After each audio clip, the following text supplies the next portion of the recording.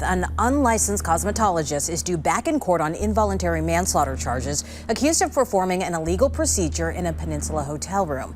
Known as a Kim Kardashian lookalike and a popular OnlyFans star, is still playing out in the court system. Christina Ashton Gorkani was 34 years old when prosecutors say she died after an illegal cosmetic procedure. I feel like talking about this makes it real, so I didn't want to do this, but I permanently lost my vision in my left eye after a skin treatment in Korea. As a dermatologist, unfortunately, I know that a simple skin booster injection can lead to permanent blindness within seconds. This is not a scare tactic. It's actually what happened to Esther Jong while she got a treatment in Korea. Someone kill me. This is so painful. I don't know who told me this shit wasn't gonna hurt. Eternal youth and beauty. Sometimes they're used as interchangeable words. For a lot of society, youth equals beauty, while to some, beauty is subjective. But to everyone, no matter which form it comes in, beauty is desired. It is something that everyone covets. Some like to be in the presence of beauty and associate with it, and others dedicate entire lives tirelessly perfecting themselves to reach the ever-changing, ever-volatile ideal of beauty, and sacrificing many things along this path, and the cost one has to pay in the pursuit of eternal youth and beauty could not be better illustrated than it was in the 2024 movie The Substance. It can't just be me, right guys? It's aging. Isn't it so much fun? And how old do I look? I still look young. Right guys? It can't just be me who's noticed that the whole plastic surgery, anti-aging industry in general has just gone off the rails, with people as young as under 18 getting cosmetic procedures, baby Botox, Ozempic, or just dangerous or very invasive procedures in general. From the controversy with the Love Island contestants being in their early to mid-20s, being judged about looking much older because of the plethora of work done on their faces, to people making anti-aging habit routine posts about how to not smile, how to tape your mouth while going to sleep, how to not sleep on the side of your face so that you don't get wrinkles in the future.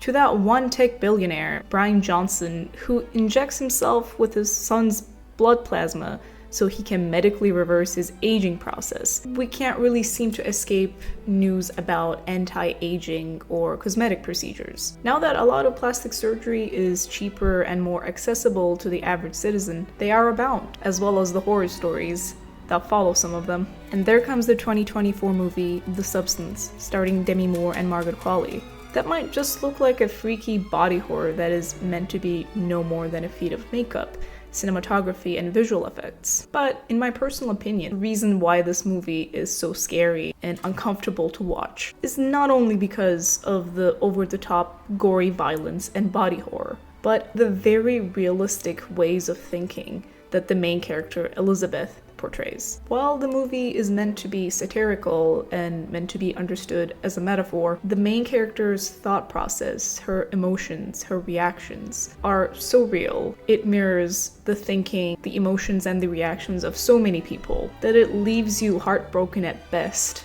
and very, very disturbed at most. At the end of The Substance, as the viewer, you'll understand that this character making these extremely reckless decisions is essentially the victim. Elizabeth Sparkle, the main character of The Substance, is a once celebrated actress and aerobics icon, who upon turning 50 is unceremoniously fired due to ageism in the entertainment industry. Desperate to reclaim her youth and career, Elizabeth turns to a black market drug known as The Substance. This experimental serum creates a better, more perfect version of herself as promised, which Elizabeth names Sue, portrayed by Margaret Qualley. The two versions of Elizabeth must alternate existence, with one conscious while the other remains dormant, as the drug can only operate with a 7-day switch cycle. However, as Sue's popularity surges in the entertainment industry, she begins to resist the mandatory swaps, leading to a grotesque power struggle that spirals into horror and psychological torment.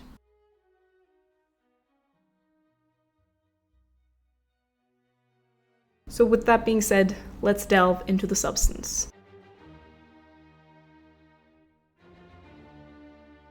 For those who have watched the movie, you might have noticed that the movie is very in your face with its acting, visual effects, camera placement, and the very graphic body horror. Clearly, the creators are not trying to be subtle or trying to hide what they're trying to say. While this approach to the very heavy and some darker themes might come off as too absurd, unsophisticated, or even cartoony at times, I think this very in-your-face style approach and the fever dream-like ambience of the general movie was all crafted with purpose. From a very young age, all of us are bombarded with different forms of media, advertisements, music videos, movies, TV shows, magazines, and so on, to show us what is desirable, what it means to be beautiful, how one must look, act, and carry themselves to attain the goal of being desirable. Similarly, none of these things is exactly subtle. While people are growing more and more aware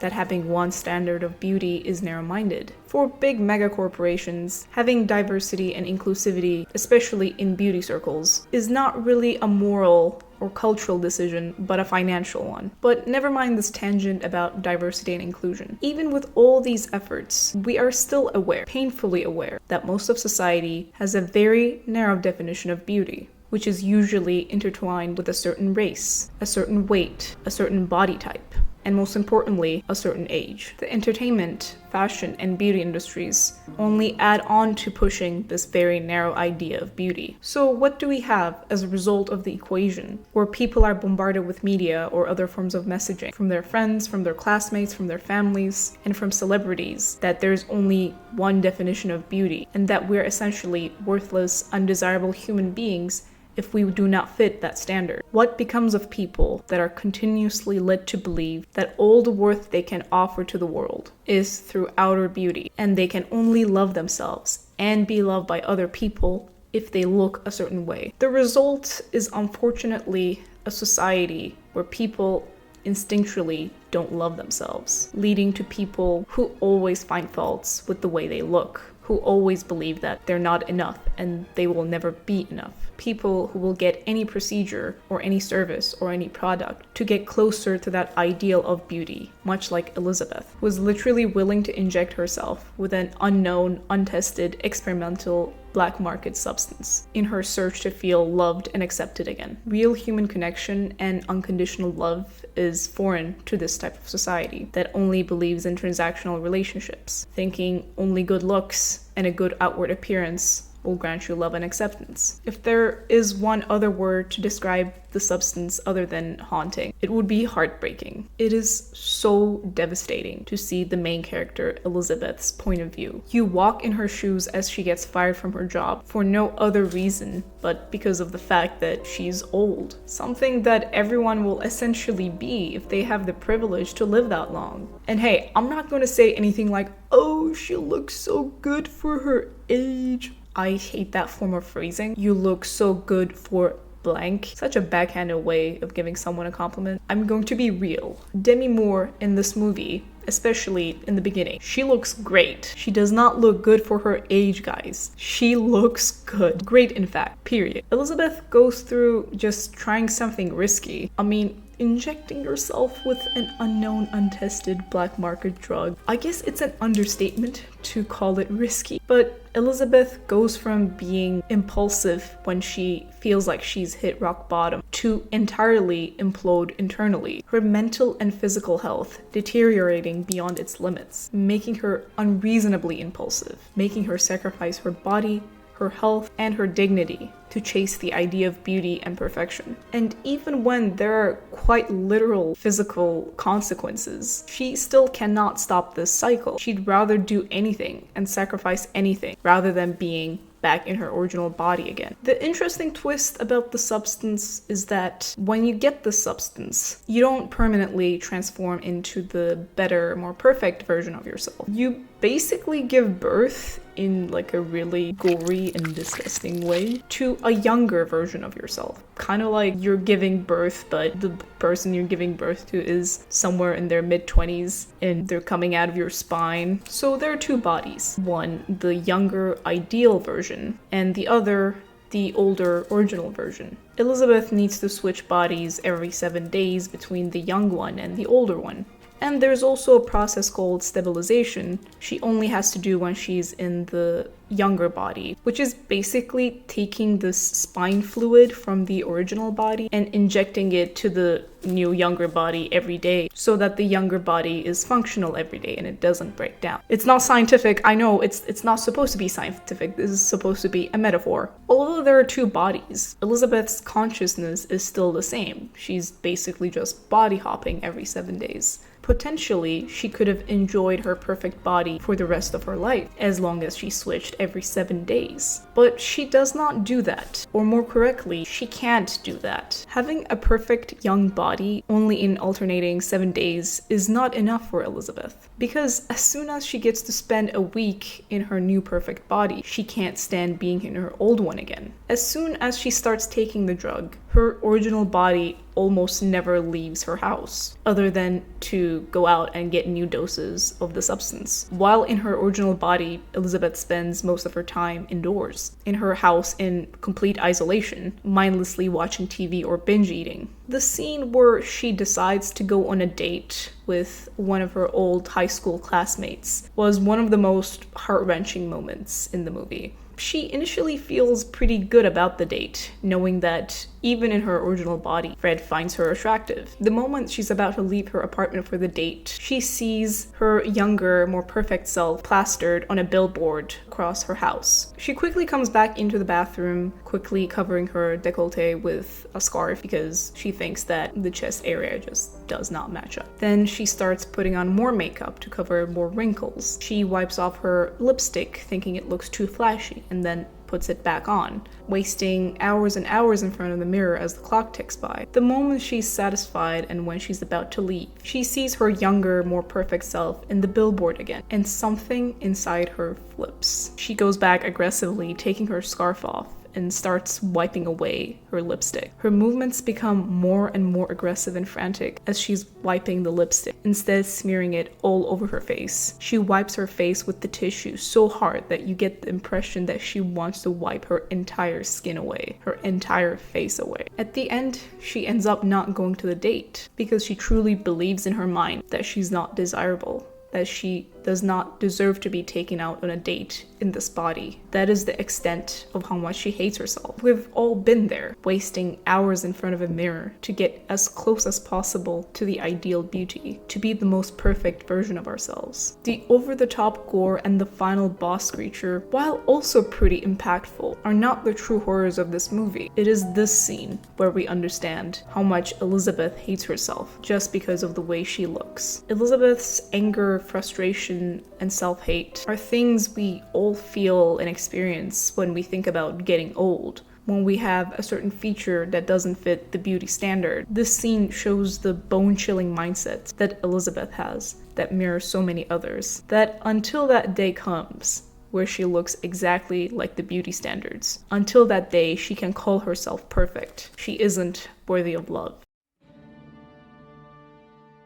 The first time Elizabeth wakes up in her new perfect body, she immediately goes to sign up for the TV program at the studio she was recently fired from due to her boss Harvey's clearly ageist and sexist beliefs. In her new body, Elizabeth can virtually do anything, as she's in a new unrecognizable form. But she deliberately chooses to go back to the clearly ageist and sexist workplace, where she hates her boss. But why? She tries so hard to perfectly fit the mold of the innocent, but also sexy-looking, always smiling, young beauty that the executive wants, while despising him at the same time. Even while hating him, Elizabeth still seeks Harvey's approval, which is an interesting point. She wants her beauty and her body to be televised and reaching to more and more people, as this is how she thinks she will get the love and acceptance she's looking for, even at the small sacrifice of, working under someone she absolutely hates. Even as she's introducing herself to the studio, she can easily use her original name, Elizabeth, as no one in their right mind would suspect that they were the same person. But Elizabeth very consciously decides to forego forego her original name and introduces herself as Sue, creating a clear separation between the two bodies. Elizabeth's inner conflict with herself is communicated quite literally through this way, as she treats her original body self and her younger body self as if they're two different people. She often calls the substance creators to gossip and complain about how the original body is sucking up all her time and that she barely has time for herself, while the time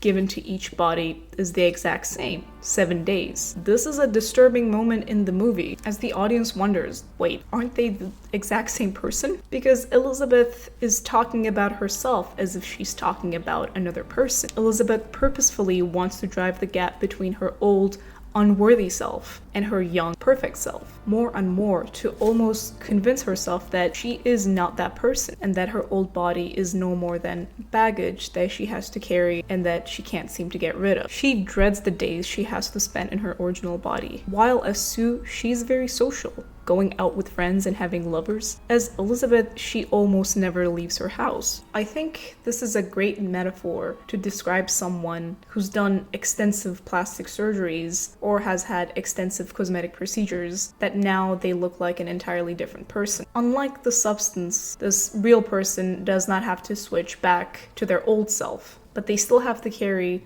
the thoughts and feelings of the old body, leading to an interesting mind-body disconnect and identity fragmentation. What do these people feel like when they look in the mirror, seeing their perfect selves, when there lies a much more vulnerable, heartbroken person beneath the surface who felt like they needed to change to be loved and accepted? Most of the rhetoric we see nowadays around cosmetic procedures and plastic surgery is that they're done out of self-love. Now here, I need to make a distinction. I'm not talking about reconstructive surgery, where, for example, someone's whole upper lip gets bitten off by a pit bull attack, and they're getting reconstructive surgery, to have their upper lip again. Or someone has been in a very bad fire or another accident, and they're getting some kind of cosmetic procedure or surgery to feel like their old selves again. This is not what I'm talking about. Neither am I talking about gender-affirming surgeries or transitions. I'm talking about the procedures one gets that aren't reconstructive surgeries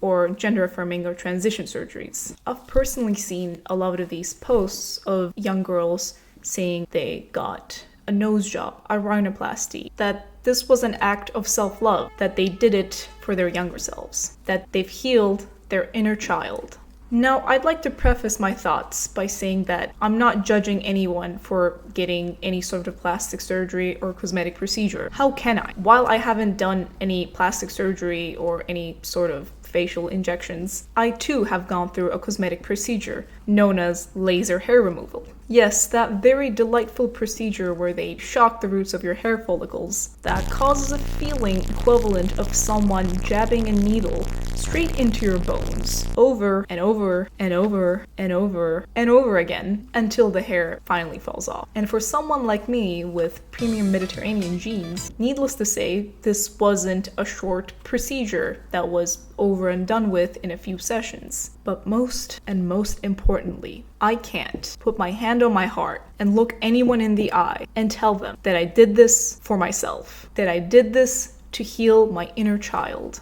Everyone's reasons for getting these procedures are different, for sure, but I think everyone can collectively benefit from why we're getting these procedures to begin with. When we say, I did this for myself, that blanket phrasing does not answer the real questions. I know you didn't get a boob job for the child workers working in cobalt mines in Congo. I know you did this for yourself. Why people are asking the question, why did you do it in the first place, is to ascertain if your decision was solely based on internal factors or external factors. Is this decision internally motivated without any interference of any sort of mass media pressure, bullying, or beauty standards? Or did you very painfully succumb to the fact that no one will ever love or accept you the way that you currently are, with the current body that you have and the current features that you have? And that's why you've decided to pay large sums of money and to spend an inordinate time, and depending on the procedure, risk your actual health in the hopes of being loved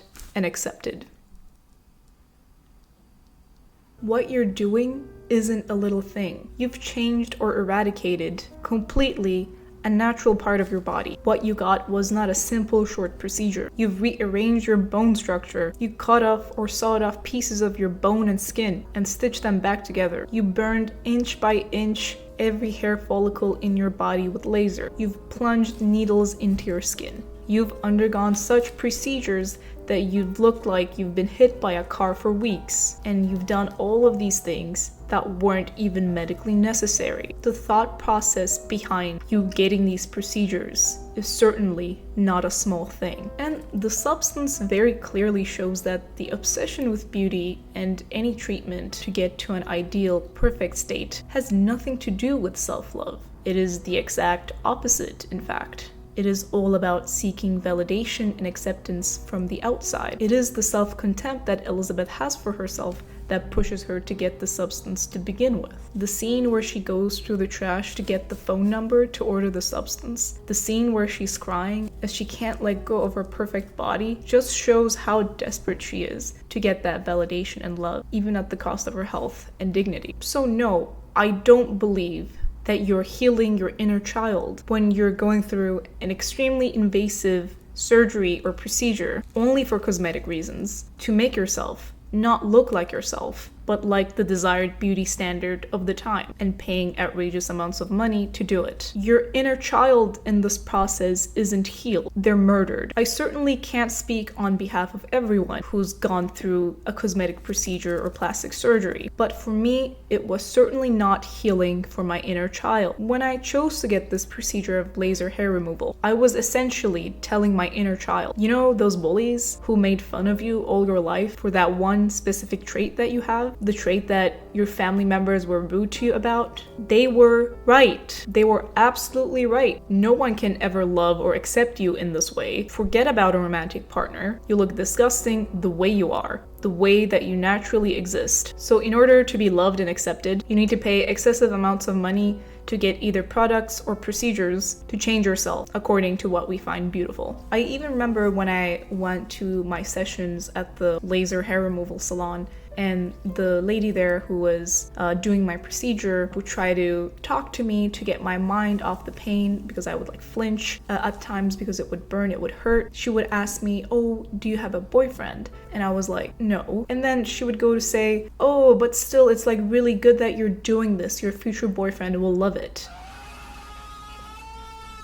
Similarly, my mom, who I've essentially gotten half of my genes from, also dealt with excessive hair in her childhood. She told me how she was so relieved and relaxed after she got all her hair removed. She also told me that I would also be relaxed and relieved, as if going through this procedure that gets painful enough at some places that it hurts enough for me to cry, and doing this procedure over and over again until all the hair is eliminated from my body, while I would get rashes and burns sometimes, where I paid money to basically be in pain and get rashes and burns, was somehow for my benefit, for my convenience. And to be fair, I can't judge neither the salon worker nor my mom, because they've been so readily indoctrinated to this kind of thinking that they don't even realize that what they're telling me can be really damaging. They're essentially telling me that the potential of a future boyfriend who will enjoy my hairless legs and arms, or the potential of me going to the beach without having the hassle to shave, so another guy in the beach can stare at me, is for my benefit. They fail to mention what would be the most convenient for me, not having to shave, not having to get any sort of laser treatment, just existing. But I mean, do I regret getting laser hair removal? Yes and no. Yes, for the aforementioned reasons. No, because the feeling I get when I get into freshly washed sheets, the texture of my skin feels absolutely amazing. But me sharing this personal story was to essentially show that we need to be more honest, and we need to shift this reasoning behind getting these procedures. Changing yourself so that one day you will get love and acceptance is not healing to anyone. It is not healing your inner child, and it's certainly not self-love. It is good that many creators now are much more transparent about the procedures they've gotten to look the certain way that they do. But I think a deeper level of honesty also needs to come with these posts. We need to learn about why they've gotten these procedures, not just the procedures themselves. Why does no one ask or no one want to know why this already beautiful girl chose to get a boob job at the tender age of 17? What was she thinking when she was getting it? What pushed her to get it? We are more interested essentially in the procedures than the reason why people get these procedures. I think people, and especially the younger generations, deserve to know the truth. That no one is getting these extremely invasive, sometimes risky and painful procedures that cost a lot of money, that aren't even medically necessary, out of love. We are not getting these procedures as isolated incidents completely removed from society's perceptions of beauty. And the reason isn't as simple as self-love or doing it for yourself. Also, the word self-love is just such a bizarre umbrella new age therapy speak kind of term that gets thrown around a lot. There are much more and many more complicated reasons why someone would want to change themselves so much. Now, before I go further, I can already smell the transphobic comments, so I will address them before they come up. No, I don't think that a cisgender person getting extensive plastic surgeries and cosmetic procedures to change the way that they look is equal to a trans person getting transition surgery or getting gender affirming procedures. I think everyone can tell that these are two very different things. A cisgender person who wants to change how they look with extensive procedures usually do it for externally motivated reasons, to seek validation and to gain a superficial form of love and acceptance by having features that are acceptable in general society. If these people, if their family, their friends, their classmates, their partner, or society in general didn't bully them since childhood to convince them that the certain feature or the certain thing that they naturally have is bad and ugly and disgusting, they wouldn't even think of removing it or changing it in the first place. Whereas a trans person's transition is much more internally motivated. And hey guys, I'm not trans. I can't speak on behalf of trans people. This is only my interpretation and understanding. So if I'm saying anything wrong, feel free to correct me in the comments. From my understanding, trans people are entirely aware that they do not belong in the body that they were born in, without anyone telling them. In contrast, many people would go on to tell them that what they're feeling is just like a passing phase. Also, people who are openly and publicly trans not only face immense scrutiny from the general public, but also might potentially face physical danger due to their choices. Knowing all of this, some trans people choose to transition anyways. They do it because they know in their souls that this is what's right for them. It was not because mega corporations, ad campaigns, or anyone trying to sell them products told them so. And they certainly do not downplay the significance of the surgeries or procedures that they've been through. It's called transitioning for a reason. You're transitioning literally into a new body. It is not a simple, subtle procedure. Whereas names like mummy makeover or tummy tuck can feel very infantilized and dumbed down, trying to gloss over the very invasive and significant nature of these procedures. So this is my interpretation of why trans people choose to get surgeries compared to how cis people get surgeries. I'm sure that there are outliers in all of these groups of people. I'm not trying to generalize, but personally, this is what I've observed. When we think about Elizabeth's actions, in general, we can notice that they are not for her own happiness, but only to conform to standards that will earn her a level of acceptance and love. As Elizabeth tries to fit into the persona of Sue, she erases from herself all sorts of authenticity and basically becomes a doll to be molded by the industry. She essentially becomes a yes man. They want a dance show with skin-tight, barely enough coverage clothes? Sure. You want her to smile all the time? Sure. You want her to host a New Year's program? Sure. As Sue, Elizabeth is willing to do anything, including having an entire camera ultra mega focused on her bits. As Sue, Elizabeth is willing to become whoever the industry or her fans want her to be. There is no room for any authenticity, for any quirks, or any personality of her own. And we see the theme of conformity also play out in real life when we look at the very common cosmetic procedures or plastic surgeries people get. When people get a rhinoplasty, is it that some elongate their nose bridge, some widen their nostrils? No. Everyone is trying to taper down their nose and achieve either a straight or button-like nose. And with the plethora of people getting the same sorts of procedures, with the same sorts of results, any sort of uniqueness or authenticity in appearance is erased. That is why I find it not only contradictory but also kind of laughable that some influencers will try to pass off getting these procedures as an act of self-expression and authenticity. Don't get me wrong, there are a lot of people who've had very unique procedures, such as the best-selling author of Holy Black, who surgically shaped her ears to look pointed like that of a fairy. This is also similar to people who get really big and detailed tattoos or piercings that can also be interpreted as expressions of uniqueness and authenticity. But the procedures, especially a lot of women, and let's be honest, a lot of young women are getting nowadays, have nothing to do with self-expression. It is all about conformity. Hence the emergence of the nowadays common phrases such as influencer face, influencer body, Instagram face. When we hear these terms, we imagine the same person. A quote from the wise philosopher The Weeknd: "LA girls all look the same, I can't recognize. Same work done on their face, I don't criticize."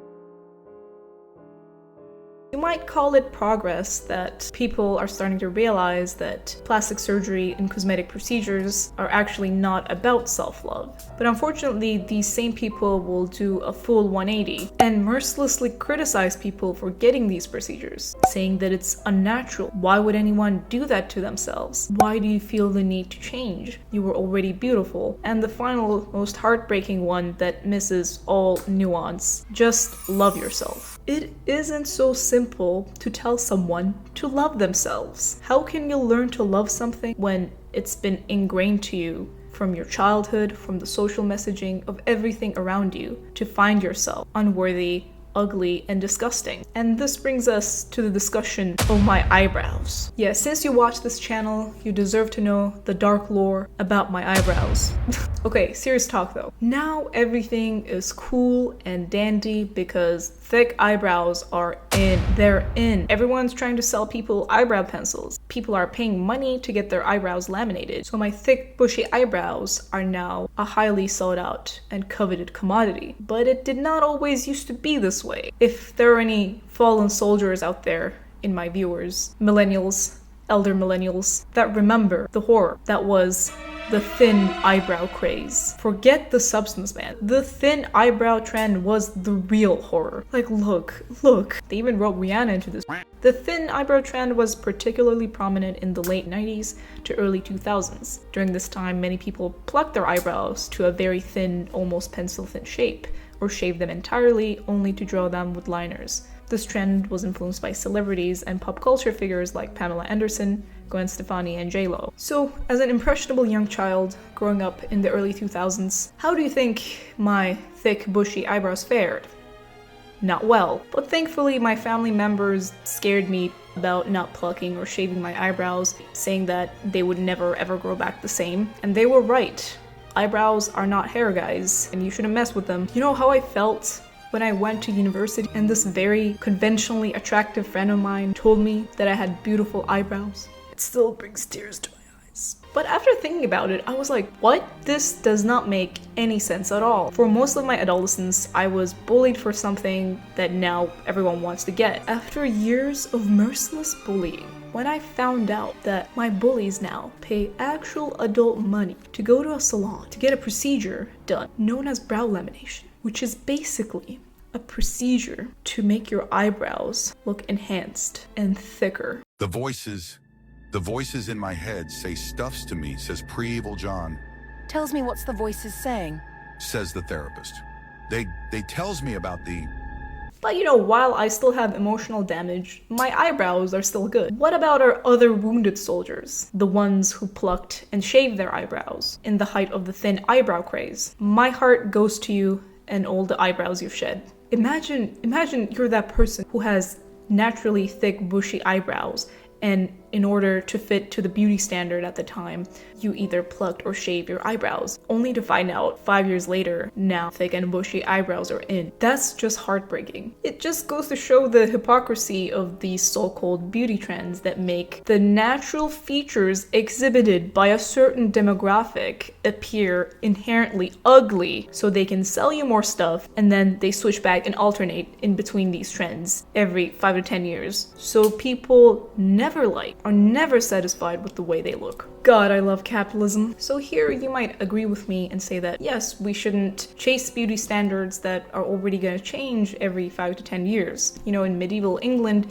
people used to really like large foreheads and would like shave the front of their hairline to make their foreheads look bigger. It's kind of ridiculous to chase these beauty standards. But youth is always and always will be the beauty standard. Youth is internationally and historically always been recognized as an indicator of beauty. So it only makes sense that now we have a huge anti-aging industry, and the procedures people are getting in this area are a worthwhile investment because youth will always be coveted. But even if youth will always be an unchanging beauty standard, you know what else is constantly changing? Your body. So unless you're in a very narrow age bracket, you will never embody this societally perceived youth or beauty. The fact of the matter is, we will all age and die.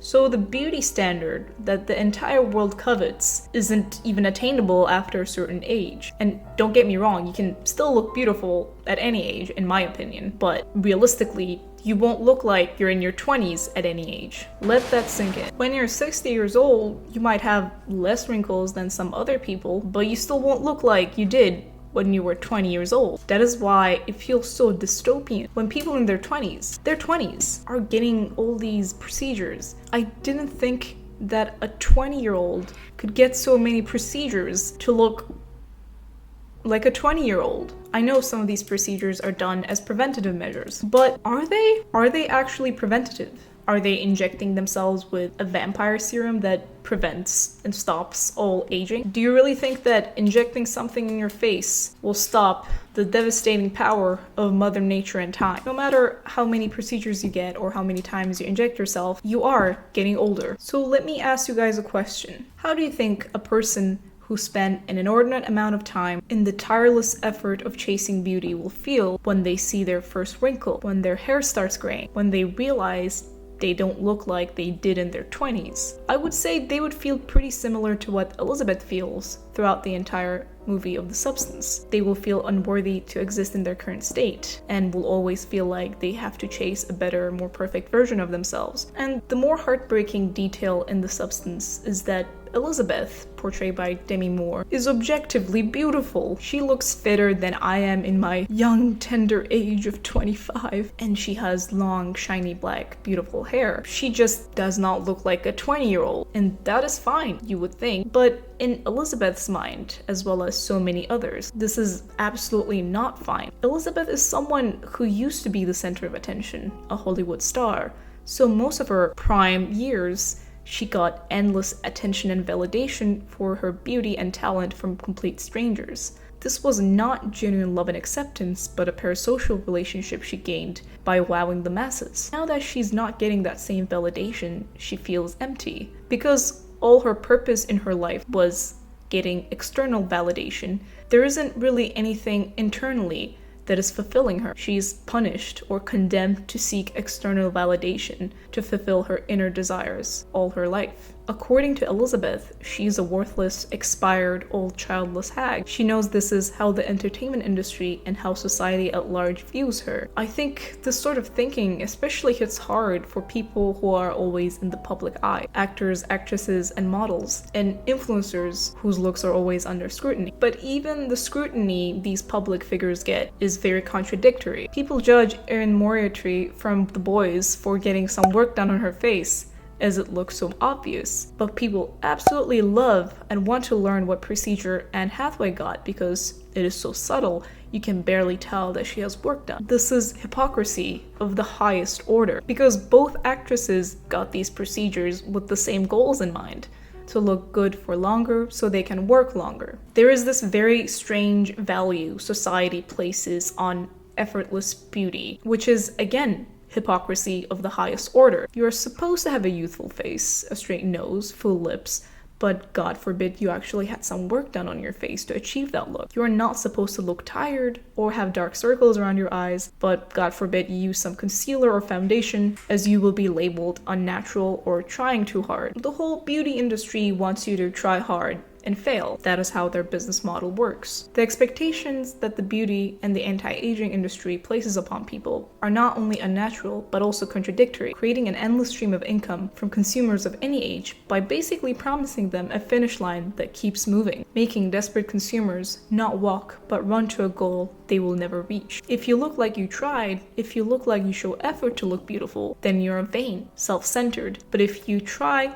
but make it subtle enough that the average eye can't notice, then you're an effortless beauty. This is why I agree with Billie Eilish's sentiment when she says that being a model must be one of the most miserable professions out there, because you're literally tying your monetary and societal worth and earning potential to something that is always changing, which is your looks. Even some models we view as being the embodiment of perfect has done extensive surgeries and procedures to even achieve their look. But these same models have also come forward to speak about how they struggle with body dysmorphia, mental health issues, and substance abuse. Now, with a lot of the mainstream media referring to women as young as 30 years old as expired, no wonder Elizabeth, a 50-year-old childless woman, views herself not only as ugly, but also as expired. She can never live up to compete with someone way younger than her. These behaviors and mindsets should seem extreme to us, but it is all about, and we should not judge them. All these people know and have internalized the belief that their societal value is inextricably linked to how they look. And as their appearance changes over time, so will their societal value, as it will slowly be depleted.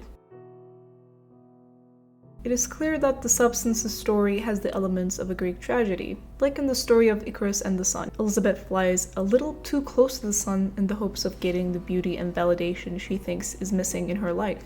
But as the movie progresses and Elizabeth gets her perceived beauty and validation, it's still never enough to make her truly happy and fulfilled. While initially she looks relieved in her perfect body as Sue, even then she starts getting anxious, thinking she will be found out for living this double life, and that people will take away their validation. She's someone who lives at other people's behest and not for herself. There is never a point in the story where Elizabeth is satisfied completely to say, this is enough.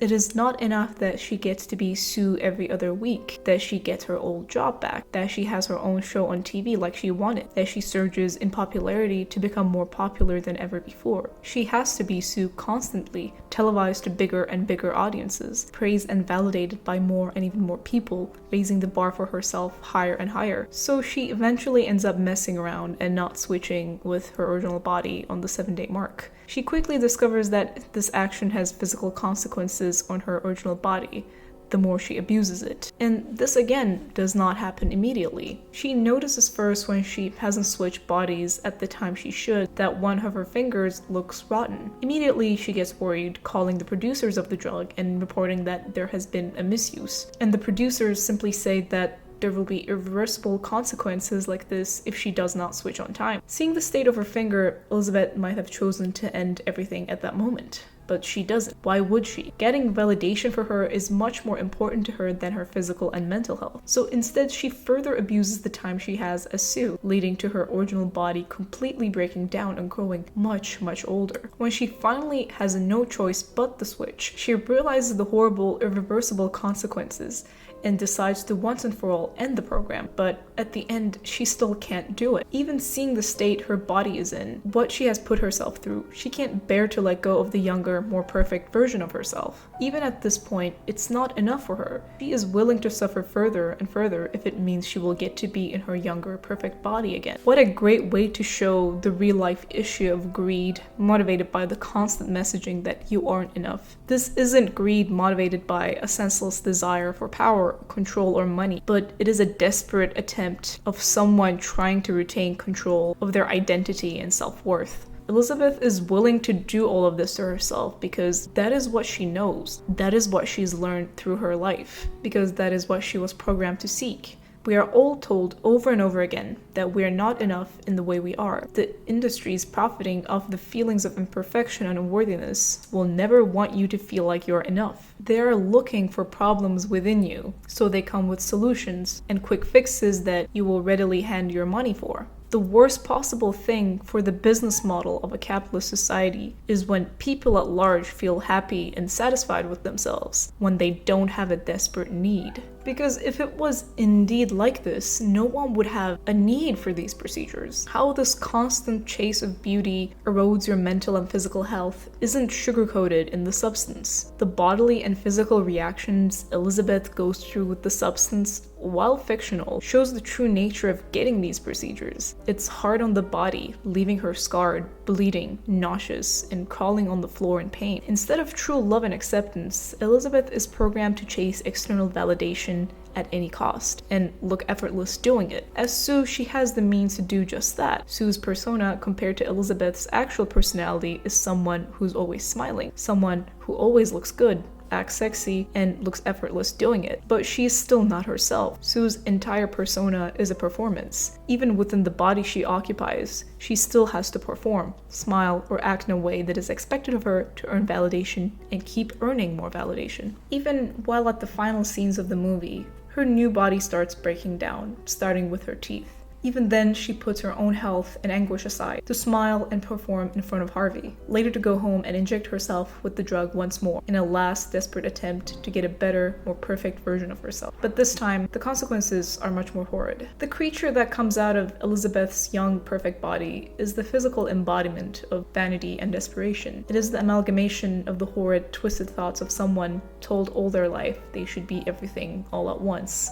You would think that at this point, when Elizabeth is literally transformed into a creature, you would think that she would never leave the house and never even think about hosting the New Year's show. But instead, she somehow manages to fit her distorted body into the pretty blue dress while there are arms and faces jutting out from different parts of the dress. She still desperately tries to shape her hair in front of the mirror, puts her earrings, or more like stabs her earrings onto her flesh, tries to curl the little wisps of hair she has left. And this is such a heartbreaking scene, because even though she's quite literally a creature, she's still trying to look pretty.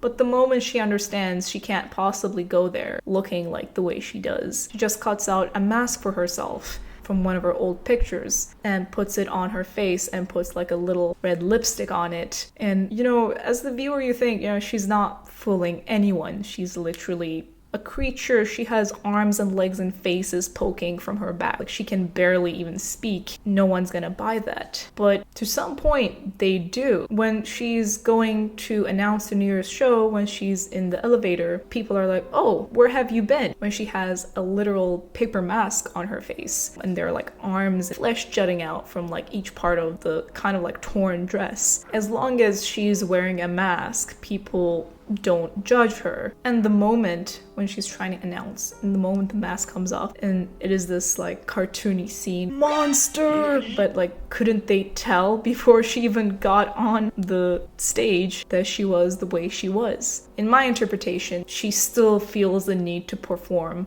even at that stage, still trying to seek validation. And it does not matter to the public that she's sacrificing both her physical and mental health to achieve a sense of outer beauty. As long as she does not let her inner twisted feelings, her inner monstrous feelings of how desperately she needs to be beautiful show, the public is still on her side. Just like how you can't uncrack an egg when ingredients are mixed. You can't get them to their original form. And Elizabeth, to maintain her persona as Sue, has cracked a whole lot of eggs. And she tries to keep up that performance by slapping a makeshift paper mask on her face. And even this desperate attempt is applauded. But the moment the mask comes down, so does all the niceties. And Sue, or Elizabeth, quickly transforms from becoming an effortless Hollywood beauty to a monster. As we run from salon to salon and surgeon to surgeon, buying every possible anti-aging cream out there, we are getting older. So no matter how hard we try, our efforts will never be enough. But it doesn't have to be that way. Your feelings of worthlessness and imperfection is very lucrative for people trying to sell you products and procedures. This entire industry would topple down if everyone woke up one day and collectively decided that they're enough. I know the societal pressures and the way it shapes the pathways in our mind makes it very hard to make this mental shift. So I'm not just saying people, oh, just love yourself. No, I know this shift is very hard, but it is possible. Letting go of people's expectations of how you should look is very freeing, especially if you're a woman, both physically and mentally. I make these YouTube videos with nothing but moisturizer on my face. Well, maybe some lip gloss at the odd time, but I don't even feel the need to cover these huge dark circles around my eyes that make me look like I've had a lifelong battle with heroin addiction. I don't even put on a lot of makeup most of the time, but listen girl, listen before you label me anything like pick me. Don't twist my words, just listen to me for a sec. I love putting makeup on at the odd time, okay? I love it. I think it's an art form. I'm not putting anyone down for putting on makeup.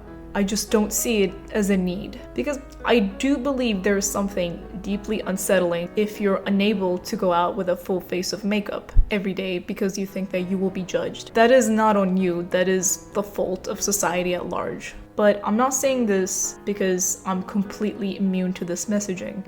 I feel like we can only learn how to accept ourselves if also the people around us accept us the way we are. So I think it is all the more important to surround yourself with people that accept you as who you really are, no matter what you look like. But we already have this huge system based on appearances and fitting in. How will we ever know if we're making actual genuine human connections and not ones based on external validation and appearances? Well, people throughout history have found multiple ways to already do this, and one is the alternative fashion movement. Alternative fashion, also known as the alt fashion movement, encompasses subcultures such as goth, punk, emo, and grunge. It is about individuality, rebellion, and self-expression. It emerged organically as a form of cultural resistance, typically in response to dominant social and fashion norms. So alt fashion was actually a movement formed against conformity, particularly the pressure to adhere to conventional beauty standards, gender roles, and capitalist consumer culture. And not because someone really wanted to dye their hair black. So you will see that some people will dress, have big flashy tattoos, have piercings, or present themselves in a way that is not the norm, only to see people's reactions and to gauge their reactions. If people react to them in a certain kind of way, if they're like, oh my god, this is unacceptable, they will know that these types of people only care about appearances and don't actually care to know the person and their soul. They're only focused on their appearance. I didn't know that the alt fashion movement was inherently about making genuine human connections. I think it's such a beautiful thing to gauge who you choose to interact with based on how they respond to the way you look. It is really a good recipe to make genuine human connections. Looks do not define who we are. It is a dangerous game letting solely our appearance, something that will inevitably change, define us. Like Elizabeth, who's let her looks and youth and her sparkle define her all her life. This rigid view is a recipe for misery. At the risk of sounding cheesy, I think true beauty is found within. Beauty is in the relationships we have with family, friends, partners, with art, science, and nature, and with ourselves. An attempt to chase a fleeting moment of youth and beauty will feel like a lifetime of mental and physical anguish. Like the myth of Sisyphus, the one who chases youth and beauty is sentenced to a life of eternally pushing a huge boulder up a hill, only for it to roll back down each time, forcing the person to start over and over. The substance is more than just a body horror film. It's a visceral critique of the relentless pursuit of youth and beauty imposed by society, especially on women. Through Elizabeth's harrowing transformation and ultimate downfall, the film mirrors the real-world pressures that drive individuals to extreme measures in the name of aesthetic perfection. In an era where the anti-aging industry thrives on insecurities, offering quick fixes that often come with hidden costs, the substance serves as a stark reminder. It challenges viewers to reflect on the societal standards that define beauty and the length to which people go to meet them. As we navigate a world obsessed with eternal youth, perhaps the true horror lies not in the grotesque transformations depicted on screen, but in the real-life implications of chasing an unattainable ideal, as people waste hours in front of mirrors trying to become the better, more perfect version of themselves. An image they're never satisfied with, and an image they will never reach. Thank you for watching this video. As you can tell, this movie was very personal for me. I hope if you choose to ever watch it, you watch it in a time when you're mentally ready, you're mentally fortified, I should say, because it leaves you with a lot of feelings. Thank you for watching again, and I'll see you next time.